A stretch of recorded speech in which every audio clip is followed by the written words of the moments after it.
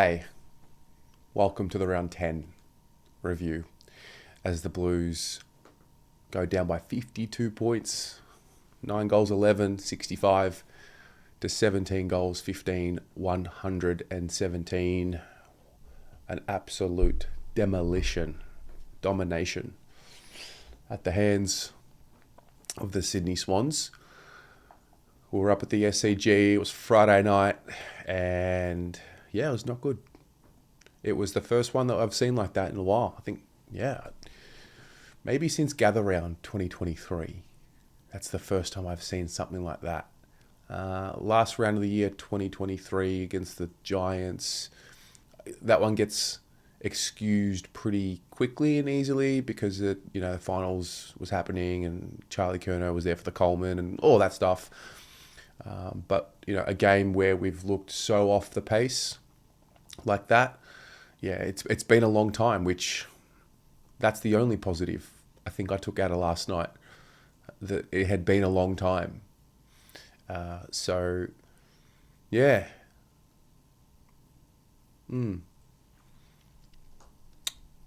mean, we'll get to the game, I guess. I didn't see the evaporation coming the way it did, but I don't think any of us did, particularly after the way it started. But I guess before the game, I would say 90% of the discourse during the week about this game was actually not about this game and was about the injuries. That took up, I would say, 90% of the airspace about this game. And I was curious, and I still am curious, and I'm going to ask the question, all week. Did that seep into the playing group? Did the injury discussion, it was coming from... It's interesting when mainstream media and fan base are on the same page. It was pretty well highlighted about the injuries, strength and conditioning, Andrew Russell, and the usual conversation that goes on about injuries and about the health of the list. And I couldn't help but think and hope throughout the week that it wouldn't affect the playing group. And I guess we'll never know. Maybe in a couple of weeks, maybe in a couple of years, maybe when somebody writes their book after they've retired, we'll find out if in this particular round, that did seep in. But we can go through the game. But I felt for the first time in a long time that the collective belief and resilience completely dropped off. And I felt going into the game, those who were there, and a lot of them were not there, but those who were there were more than capable. I think there were probably 3 guys that were named last night that I looked at the team list and I thought, all right, you know what? You 3 are not in great form in the AFL. And maybe if we had a healthy list, the 3 of you probably wouldn't be playing because the form wasn't there. But for the rest of them, more than capable. We're talking about very senior players now. These guys have gone through a lot. They're not babies. They're not youngsters in this league. They're youngsters, but they're not youngsters in this league. So, our spine was still there. We had our best forwards. We had our best mids, bar one. And we had our best defenders, bar one. So, plenty there to win the game. Certainly, safe to say. Start the game so well. TDK, strong mark. He goes wide to Ollie Hollands. The key for playing at the SCG is to the way we move the ball around the ground. And we started perfectly. Ollie handballs to Mitch McGovern. Mitch kicks a goal. That's usually a good sign. You've got a defender kicking a goal. I think the last time we saw that from Mitch was Collingwood last year at the end. Then Gov to Kennedy. Wide to Akers, deep to Curnow, another one, get him involved. Pito intercept mark out of the Swans kicking out of our forward 50, Pito intercept mark, and then of all people, Pito like a beautiful low kick to Harry on the lead, kicks it from 55. I think, all right, cool, you've unlocked Charlie, bit of confidence there. You've unlocked Harry with a big long kick. Then Jordan Boyd with one of the most precise kicks you'll see out of D50 or half back to Williams in the center of the ground. He goes over to Owies, Tahari, top of the goals. Like, it was beautiful. It was sharp. It was laser focused. It was fucking sensational. Harry misses from the top of the goal square. Should have been a 50-meter penalty. Whatever. He misses from the top of the goal square. Tries to kick the fucking cover through it. And I honestly, in the moment, I thought, we're up by a bit. Like, maybe we'll get excused. You don't get excused for things like that. And you're just like, Harry, come on, mate. We've been through this. He did something similar last year at the SCG. I don't think it was from that close, but he got a bit excited, tried to absolutely boot the ball through as hard as he could, and then I think kind of from there you started to see it unravel. Not to say that that's why it unraveled, but Wiedering goes off injured, couldn't put any weight on his leg. Another corky. I mean, you can't script it. Like Wiedering gets 2 corkies in a season, which takes him out of games. Like, what are we? What are we doing? We get another goal after that. Orazio with a nice crumb over to Owies. And then it sort of starts from there. The Swans get it back on their terms. Hayward kicks a goal. Walsh kicks a pretty good goal off, turnover in our forward 50, responds. Then the umpire with this awful bounce. Pito stopped, but it was a bad bounce. Sydney kept going. James Jordan kicks a goal. Papley gets one from stoppage. We kind of held on. The Swans missed a few towards the end of the quarter, but the reality was we'd kicked the first 4 and the Swans had wrestled their way back into it. We've laid 5 tackles in the first quarter to 23, red flag. And that needed to be addressed. It took us 5 minutes in the second quarter to lay 5 tackles again. So it sort of showed that, we were winning, but I guess the early signs of the application defensively around the ground were starting to show already. Papley kicks a goal from advantage. It was such a fast-paced game. It was like pinball. It was like tennis. The way the ball was moving was so quick. And I'm sitting there thinking, it can't stay like this. Eventually, it's got to slow down. I said it in the preview. I mean, the Swans have been... They've had this reputation for decades about being this, defensive side. Mate, they are an offensive juggernaut, particularly at the SCG. And they play the ground so well. The dimensions are obviously a bit different to the rest of the grounds in the league. And we just could not... I mean, the game was happening so quickly, and we just had an inability to adjust to the ground. And the Swans obviously train. I mean, it's their home ground. And of course, they're elite. And they understand how to play it.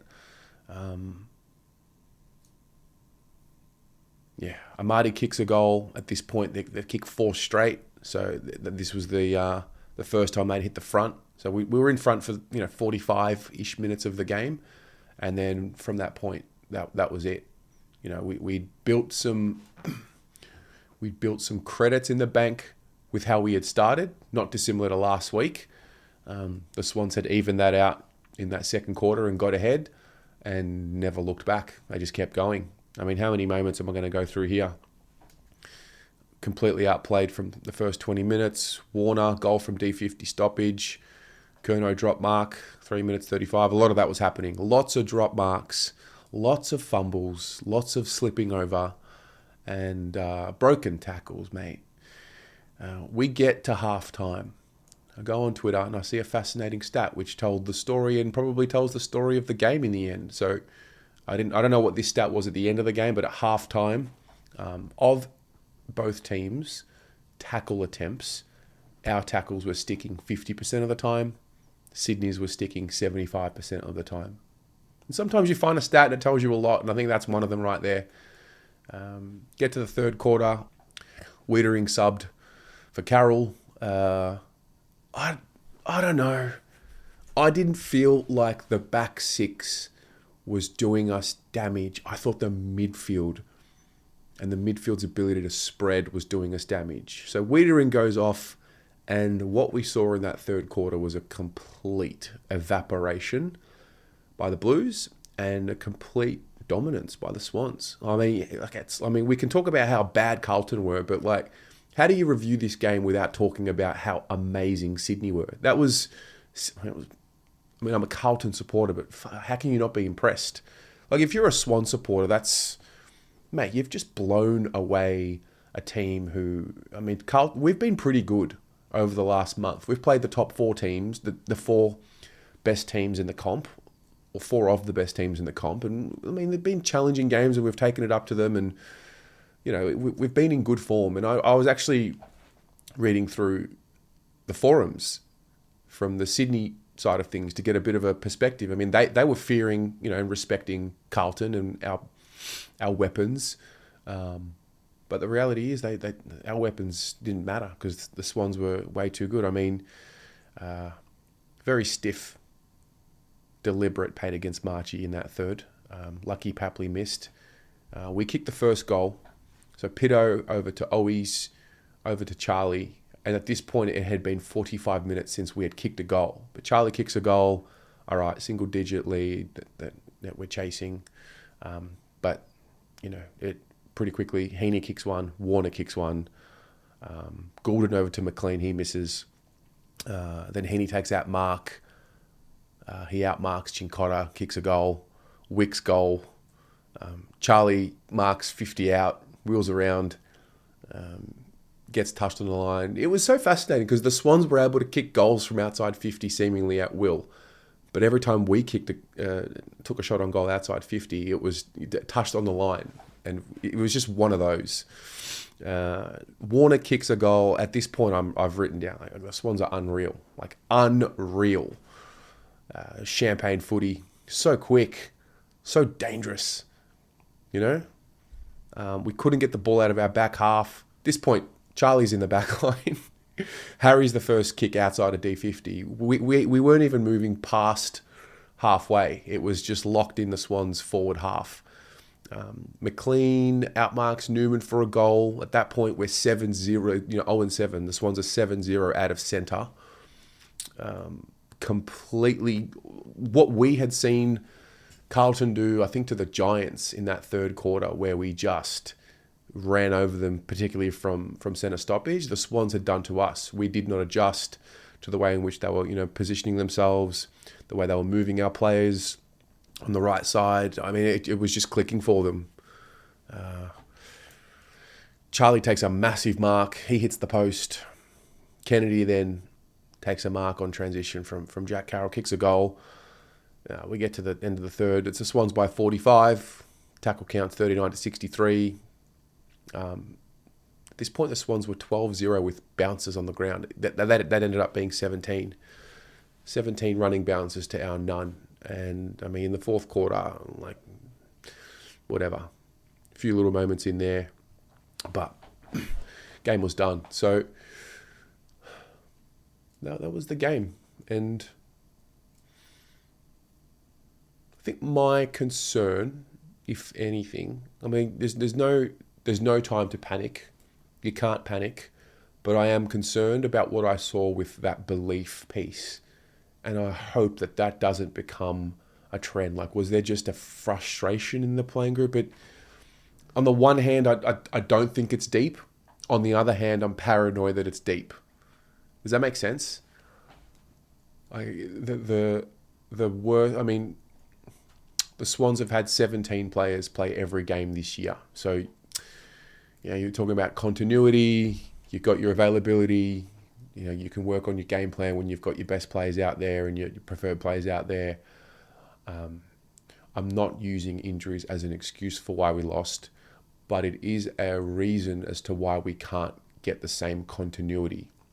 I don't think if we had all our players there last night and we brought that mental approach to the game that we would have won. So that you got to remember that. And there's an importance here to not be harmful to the club. But then you go on the fan cams last night, and by the same token, you got, people that flew up, people that drove up, in the morning. People commit their livelihoods to the club, and you do it for them. You do it for yourself, for pride for yourself and your family, and you don't get support like you do when you play for Carlton. Very few clubs have it, so you have a duty. And we're talking about professionals here. These are adults, and they've got to be better. And I know that they know that, and so it's such a balancing act to not add to the pile on. They need to cop their whack, because that was unacceptable. Geelong, I don't know, in my mind, not that Geelong was acceptable, but what we saw last night, that lack of desire and that lack of resilience, that's unacceptable. I mean, we know that we're not a skilled team. We know that when that desire is gone, we don't have an ability to rely on our foot skills to just carve sides up. That's not us. When our heart and our passion is not there, we are an average side. And that showed last night. So I don't think it's time to draw a conclusion that it's done. And I don't think it's fair to draw a conclusion that it's done or this is who we are now. I just think it was a bad game. And we've been through it. We've learned how to deal with them. And the most important thing is that it doesn't become a trend, because, the reality is 4 weeks or even 2 weeks, a narrative can shift in 2 weeks. If we break the season up, we've played 10 games. The first 5, I would say, pretty solid outcomes for, what you want. The second 5, we played the 5 of the best teams, if not the best 5 in the comp. We go 2-3. Not terrible. 3-2 would obviously have been such a fine margin between being super happy and pretty disappointed. But 2-3, I think we've come out of it okay, considering the availability. And so I think it's important not to get too caught up in the loss. I think the players will. I'd love to know how they go about. What's the message? What are they saying? Are they going hard at him? Or is it not too hard? I guess that this is why you have a process, and this is why you want equilibrium, because you don't want to get too carried away with the frustration and the anger, because you've got to play next week and you've got to move on. So this group's ability to respond next week is crucial. We're going to get a few players back, but more importantly, we've got to keep them in the side. They've got to stay in the side. I mean, Corkies to Jacob Wiedering twice in a year. What is that? How? Who's pulling the strings of that? Who's in control of that? So, I'm not quite there when it comes to panic, but I'm concerned about that drop off in belief and intensity. When the game swung back in the Swans' favour, we didn't have the ability to just hang tight, stay in there, find some scoreboard pressure. And fair play to Sydney. Best team in the comp, form team of the comp. They go a game and a half or 2 games clear now. I don't see how the round plays out, but I mean, I love the Swans. I love everything the Swans stand for, except for those fucking clappers. They're no good, guys. Come on. They're no good. I love your club, but I don't like the clappers. And they come up, I heard on the TV, and I had that trauma from last year when I was there. But fair play. Well done. And we'll move on from there. Who was our best player? Were there any highlights from us? Elijah. I thought Elijah Hollins was a highlight. Maybe, Nick Newman. Jordan Boyd. Pitto. But,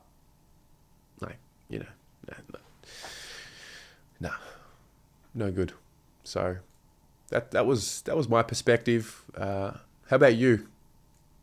Bit heated in the fan cams last night, but overall a little bit heated, but not really. I'll be honest, when we were halfway through the fourth quarter, I'm sitting in the lounge room, I'm watching the game, and I'm thinking, all right, well, what's it going to be? On the one hand, I was a little nervous. I'm like, okay, maybe people have just been waiting for this damn wall to break, and it's going to get savage on the fan cams. But like full credit to those of you who come on, even those who are quote unquote negative. It's not toxic.